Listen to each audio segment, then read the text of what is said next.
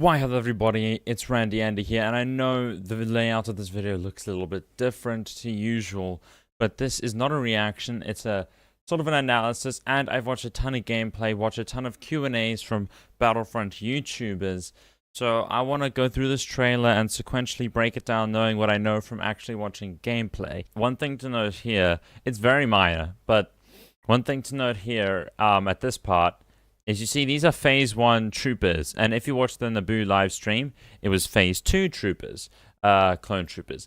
And in one of the Q&As with the channel called Battlefront Updates, he was talking to the community manager, I think, and he said that you know, the clones, they're going to be, you know, phase 1 or phase 2, or I guess maybe phase 3, they're going to be specific to what map they're on, which I wasn't completely sure on. I was wondering if you'd have to buy skins for phase 1 or whatever. So yeah, just bear that in mind. Different maps are gonna have different looking clone troopers in terms of the phases.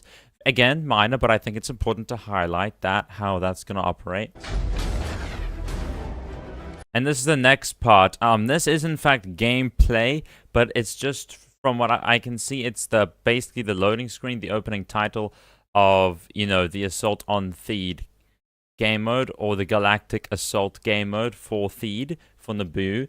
So this isn't a cinematic in the sense of it's been pre-rendered. You see it real time, but you're not really involved in it. So another little thing to note there. There will be better stuff to say later, okay? Okay, one thing I just want to highlight here with the whole for the Separatist Alliance. Okay, so we know this is an assault trooper, right?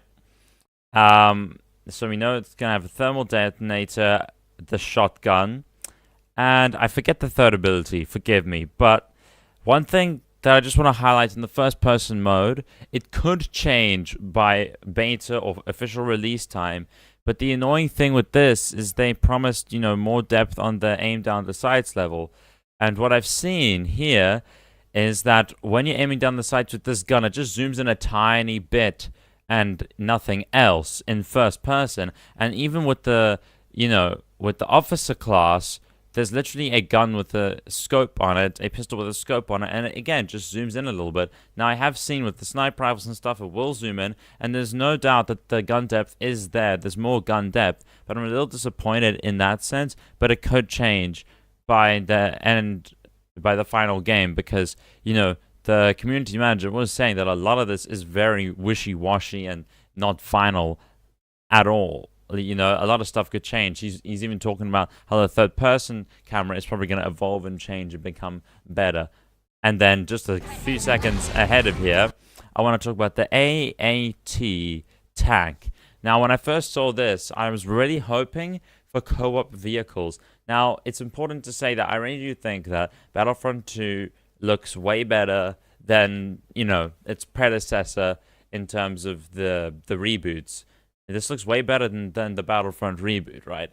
But the annoying thing is, and who knows, maybe there'll be vehicles that they announce later that do allow that, but everyone's been wanting vehicles that allow for co-op gameplay. When I saw this turret, I was like, okay, that basically confirms it. But no, it goes into a siege mode. Like, a siege mode is a very unique way to sort of do the AAT, but at the same time, I was hoping I could have my friend up here in the cannon, you know, doing his thing, shooting while I'm driving around, you know, shooting with the smaller cannons. But actually, what's cool about this is you've got the siege mode, you've got the normal blasters, and then you've got two alternate firing modes. One makes it so that both the cannons fire at the same time instead of it alternating between one and the other is like incendiary, it's like fire, it's like explosive firebolts, which is pretty cool. So yeah, there's a lot of variety on the AAT. Ooh, that was just a minor gripe there. And I think we're going very frame by frame here. I think this is a good place to solidify the fact that, yes, there will be many different classes. This would be Assault. That guy is Support. And I think the other two beside him are Assault. But what I want to highlight here is just by the way these people are structured. You know, when I was watching the live stream, they didn't make it abundantly clear. But if you're watching the scores going on the side, which isn't going to be shown here because the HUD's removed, but if you're looking at the score on the sides, people were getting squad suppression assists and stuff like that. So I just thought this still would be a great way to just, I don't know, have imagery for it. But for any of you who are disappointed with the partner system in Battlefront 1 reboot, a squad system will be in place. Maybe not exactly like Battlefield, but very similar to, from what I could see when I was watching the gameplay, and that is exciting. So let's carry on.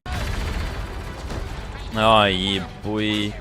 And this is another key thing to note. So this B2 Super Battle Droid, which I learned it's B2 from watching the live stream, this isn't a usual infantry sort of thing that you can use as one of the main classes. These B2 battle droids is something that you buy with battle points, just like you'll buy a hero with battle points. They are similar to the jump pack troopers in the sense that you have to buy them with the battle points. And, you know, they've got the wrist rockets, they've got everything you'd expect from the B2 battle droids. But it's actually kind of cool. I like that these guys are special, sort of, you know, infantry, not just normal battle droids. They're not seen that way anymore, because in Battlefront 2, the original one, they were like the sort of the assault class, and now the assault class is a B1 battle droid with an assault rifle, shotgun, thermal detonator, and a disruptor. That's what it was. It disrupts the guns around them. So it's cool to see that something like the B2 battle droid, which is meant to be beefy and like one of the you know, harder to kill things, is its own special sort of thing that you have to work your way towards throughout a game. And here we go. Good spot to talk about this. These guys, are they AT-RT walkers? Yeah, they are the AT-RT walkers, and you know, the gameplay for them looks really cool. They look exactly like they do in the movies when they're running. They run super fast, and they have a scan pulse thing so they can see the things around them, because they are very light armored. And 2, they have a sort of ion enhancer so that their blasters do more damage at certain times. So these things, if you know how to use them, can really harass the AATs very well. But it's cool. It's like a power play. It's like how the AATs are all about the brute force and strength, and these guys are about hopping around them and shooting them, taking down little slivers of health until you finally blow them up. And that's what I really like about these. In fact, I've always liked these types of walkers. And here we have the disruptor in action. There's the walkers. There's a sniper class. And that is a Naboo fighter. I was so happy to see those things, man. Sector is clear. I was so happy to see those things. Now, before we get to Darth Maul, this is one of the greatest scenes. I want to go back to the fighters, if that's okay. So, I think a great way to display it would be the Naboo fighter. And this is obviously actual gameplay, just with the HUD removed once again, because I have seen this in the live stream, but obviously very theatrically created with these guys doing their own sort of scripted maneuvers. But the flying mechanics have been refined, finally. You know, they've been tweaked. They don't feel as clunky. They're more in-depth in the sense that, you know, you can actually roll your fighter all the way around and stuff like that now. And there's no auto-aim when it comes to your normal blasters. There is for missiles and stuff. And, like, the fighters have different strengths and stuff like that, which is great. I just wanted to highlight that quickly for you. Especially because if you're like me and you love dogfighting, right? You know, Battlefront 1 reboot was kind of underwhelming in that sense. And they fixed it here. So, you know, thank you. Thank you, DICE. Thank you, Criterion. Thank you, Motive. Now, let's go back to what we wanted to get to, which is Darth Maul. This is such a freaking... Sector is clear. Sector is not clear. And Darth Maul comes in, and oh my gosh, can we just go back and appreciate that? So, the thing with Darth Maul, this is his charge attack, which you could either use, as he does here, to slice up clones, or you can use to get away, which I really like. And then he's cutting up the troopers there, and that is by no means theatrics. He is just as ferocious here as you see him in the trailer. Now, let's talk about heroes while this is going on, okay? Or just Darth Maul specifically. So the thing with Darth Maul is, if you don't know, so you know, they've refined the Jedi and Sith combat mechanics a lot. They don't feel as clunky. They have more varied animations for their lightsabers and martial arts and stuff like that. And they're trying to keep things fresh. Now, the creative director, when asked about why Darth Maul can't block laser bullets, or laser bolts, sorry, the thing that happens is with Darth Maul is he has his charge ability where he charges in or charges away. He has his lightsaber throw, and he has his, you know, slightly choke in the air and push away. And what Darth Maul is all about is moving about, and he, the whole thing about the heroes in this is that they're meant to go to the personality of the specific hero. So Darth Maul is all about being fast and stuff, so he thinks that like just blocking like this and being slow isn't what Darth Maul is about. So they replaced the block button for him with like a strafe to the right, strafe to the left, stuff like that, so he can dodge lasers but he can't block them. Now he said that's not a final decision. They may keep the strafe in there and add block, they don't know yet. But like one thing they talked about was Rey. Like Rey can block lasers, right? But she can't direct them back at people because she isn't experienced enough. So in the game she can block them, just block them and can't direct them back. But someone like Vader will be able to block them and direct them back. And that may seem unbalanced, but Rey has her own strengths. Like she has a scan pulse version of her own, I guess a 4C version of it, and stuff like that. So it's really cool that they're taking into account that like some of these Jedi or whoever are more skilled than others, and that's going to affect their skill set. So I honestly think they're handling heroes better than they did in the original Battlefront 2.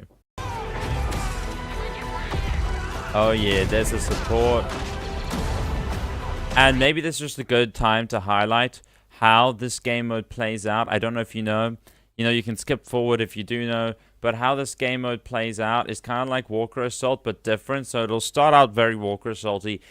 The clones have got to try and stop that ATT, which is that big thing, which this guy's arm is covering. Let's get to it. This big thing, you have to try and stop it from getting to the Naboo Palace. And if it gets to the Naboo Palace, it'll blow up the front doors, and then it's not like Walker Assault anymore. What it becomes is a CQB battle inside the palace, and the clones have to try and stop the palace from getting overrun by the droids and getting taken over by the droids. So what's great about this game mode, at least for Theed, is that it starts out as this sprawling big map with open combat with vulture droids and V-wings galore and all this other stuff, and then near the end of the game it becomes a CQB close quarters combat battle with all the heroes and stuff, where you can use heroes whenever you want if you have the points. But it's basically two game modes in one. That's how I like to see it. It's almost like it's playing out a Star Wars story. They advertised that in the first game, but it never really felt like that. Here, it actually finally feels like that, and I'm very glad about that specifically. And they said that, this game mode was called Galactic Assault, but in every map, it's going to be different. Like, for Camino Galactic Assault, you're not going to have one of these things rolling down Camino. It could be more infantry-based. It could be more, air combat based to get them to Camino. Now, again, that's speculation, but he did say every Galactic Assault is done differently on every map.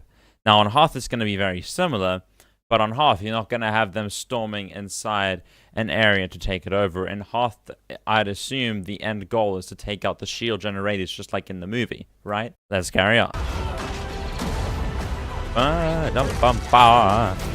And now we got the jump pack troopers. Now, I assume they're going to be useful here because of their rocket launchers. Now you see my point. Oh, and here we have Kashyyyk. This is definitely Kashyyyk, okay? And that seems to be the recon trooper, assault trooper, Wookiee, which I'm going to assume is going to be, kind of like the jump pack trooper or the B2 battle droid, in the sense that you have to use battle points to buy them. Now, a lot of people have been saying this is Chewbacca. I don't think it is. If it's a hero, it's going to be that guy who is with Chewbacca, or, pre-Galactic Civil War Chewbacca. But something tells me it's just a Wookiee that you can unlock with battle points. And if not, it's either Chewbacca or one of Chewbacca's friends that you saw in episode 3, I guess.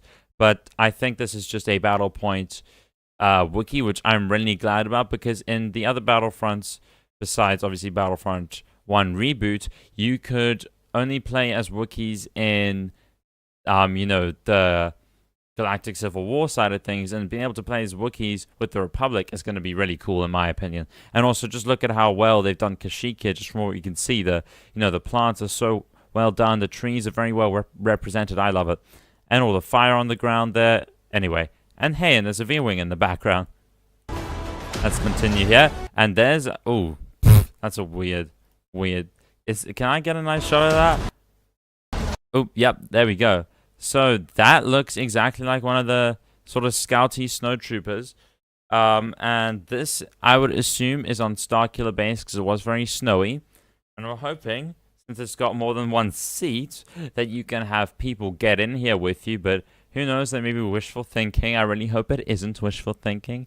So yeah, this is probably how Galactic Assault is gonna... A little peek of how it might be in, you know, the First Order side of things, in the new trilogy side of things. Not much I can add here since I haven't shown any gameplay of this side of it, but hey.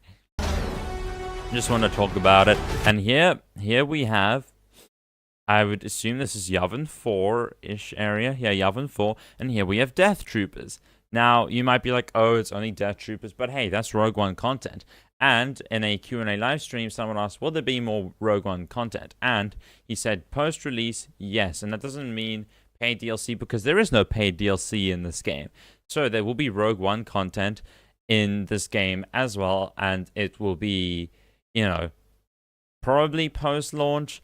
But it'll be there, so that'll be cool. You know, we'll probably have Shore Troopers and obviously Death Troopers. I really want to try out Death Troopers, so that'll be really cool. And here we have a Boba Fett. And excuse my little orange thing popping up there. So, one thing to notice here with Boba Fett is they've really changed the way Boba Fett works in Battlefront 2. So how he works now is, if you remember in the Battlefront 1 reboot, you know, he could go high up in the sky. He had one singular missile that would heat seek and kill a bunch of people. Now he has a barrage, but the missiles are way less. They do way less damage, and it's not heat seeking. So you have to aim for yourself, okay? And what's really cool about that is, you know, it brings a higher skill cap into the game, and also it's the fact that, you know, it's varying the game in the sense that, you know, it's a second game. We don't need the same crap completely, right? So he has that. Then he has a scan pulse. He kind of like taps his helmet and he sees what's around him, but like it's like an orange scan pulse. And then apparently he's also going to eventually, not in the current build, if you hit V when you're close to someone, he'll use his flamethrower instead of just a normal sort of melee hit. And then obviously his other ability would just be using his jetpack. But yeah, so that's what this is. It's not like some single fire weapon. It still has barrage missiles, and this is very accurate of what you're going to see in the game. And then we have Yoda and Darth Maul. Now, this, to me, this hints to a dueling mode, but just from what I've seen in playing, yes, they've refined or not in playing and watching people play, yes, they've refined the lightsaber combat, but it's not at the point where you can have a dedicated dueling mode. So this is probably mad speculation for me.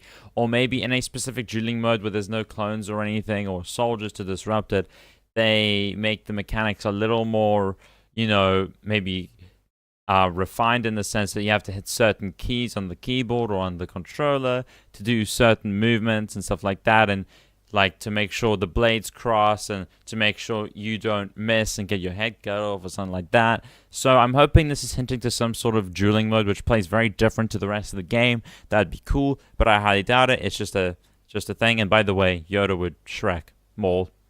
Just saying. And then we got Rey and Kylo, which looks better than we got in the movie. Not saying what we got in the movie was bad, just better than we got in the movie. Like, honestly, this isn't analysis, but just freaking look at it, man. It's really impressive. And what I like is they've kept the director's style. So if you look here, this is very much prequel, you know, flashy, flashy, flashy. This is very the J.J. Abrams, has to be visceral, has to be raw and stuff like that, but still very entertaining and even a little bit flashy. So look at that. You know, they're keeping the director's way of doing it. And this part is just like whatever to me. It's like, I thought they were going to give me more on the space battles, but it kind of just stops here and it's like, okay. So I can't wait to get more on that, but this was cool, right? And this is going to be Palpatine, or like the former shadow of himself. And, you know, if you looked closely in even the leaked teaser trailer, you could see that this was going to be Palpatine. I'm not trying to act like a smartass or anything, but If you watched my previous videos, you would have known this is Palpatine, and I'm glad I don't look like a jackass by thinking I saw Palpatine's face in here beforehand. So yeah, he's just like, hello there. And then all this happens, and then she's like, oh no, not much to analyze there, I'm afraid. So yeah, it looks really good. I've done all the analyzing I can through the trailer and what I've seen from actual gameplay footage. I mean, this is actual gameplay footage, but you know what I mean, like from seeing the HUD and just, regular gameplay, not like scripted gameplay. I'm very encouraged. And in the Galactic Assault game mode with heroes, you can go across eras, so Rey can be in a Clone Wars battle, which some people hate, some people like. I like it, just as long as other ones, it is error locked for the heroes. But for the Galactic Assault, I don't really care. Play whatever hero you want. I'd probably stay on the side of being lore friendly myself, just because I want to, but I don't care if someone else in the map is running around with a Han Solo, Anyway, guys, that's all I could really say about Battlefront 2. I might make some more videos on the EA Play, but it would only really be on one game called A Way Out. All the other stuff was just Madden and FIFA, and I like FIFA, but there isn't much to talk about with it. And the next video after this one is definitely going to be talking about the Xbox conference, which I just watched, and a lot of what they presented translates to PC on Windows 10, so I feel like there's a lot to talk about there. And I also thought it was a really good conference. It was very well presented. There weren't that many awkward moments. There was like one awkward moment, one or two, whereas the EA Play conference was plagued full of awkward moments. Oh my gosh. And, it was well presented. They showed off so many games, so many smaller titles, giving, smaller sort of developers a spotlight. And then they showed off the big ones, like Assassin's Creed, and like the new BioWare title, and not the BioWare that made Mass Effect Andromeda, the main team, not the one. I don't know why they didn't get the main team to make Andromeda, but anyway, the new BioWare game that they're making looks really promising, and I cannot wait to talk about that with you in the next video. Anyway, I'm getting off topic. If you did enjoy the video, please do like down below if you feel so inclined. Comment down below, tell me what you think of Battlefront 2 and this video in general, what I'm doing right, what I'm doing wrong, what I can do to improve. Subscribe with the circle button somewhere around the screen. This has been the Randy Andy Show. You know what to do, and I will see you in the next E3 video.